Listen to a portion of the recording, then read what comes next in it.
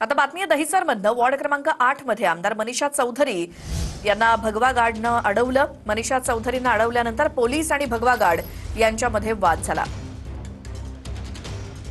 कारण आम्ही थांबतो, आम्ही बोललेलो आहे, आम्ही बाहेर थांबतो. मॅडम येत आहेत, आपण त्याच्यावर सोल्युशन काढू काहीतरी. हा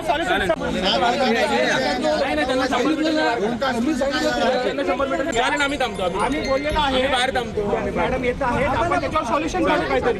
हा सोल्युशन. फक्त मतदारांना इकडून तिकडे तिकडून इकडे हे पाठवण्याचं काम चाललेलं आहे आणि त्यांचं भगवादारी चालू आहे. आम्हाला त्याच्याकडे लक्ष द्यायचं नाही.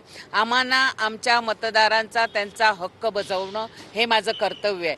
त्यामुळे कोण तो नताशे आणि कोण ते राज ठाकरे, मला त्याला काहीही बोलायचं नाहीये. माझं म्हणणं आहे, मुंबई महानगरपालिकेने जी यादी आमच्या उमेदवारांना दिलाय तीच यादी आतमध्ये असायला पाहिजेत होती. ती यादी नाही आहे. त्यामुळे संपूर्ण वॉर्ड क्रमांक 8च्या सर्व मतदार केंद्रामध्ये घोळ झालाय.